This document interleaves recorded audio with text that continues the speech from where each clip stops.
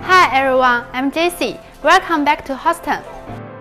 Last time we talked about hydraulic press brake machines. Do you know what the 4+1 axis of the machine means? A video to let you know about the X, Y, R, Z, V axis of hydraulic press brake. Y1 is the left cylinder electro-hydraulic synchronous closed-loop control axis.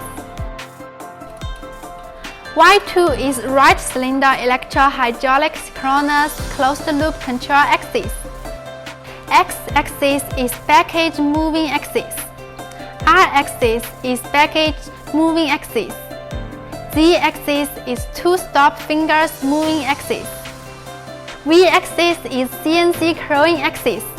4+1 means X, Y1, Y2, R plus V axis. 6+1 means the stop fingers, Z1, Z2 axis, can move left and right. On this basis, the two stop fingers can move back and front independently, which means 8+1. That's all. See you next time. Bye bye.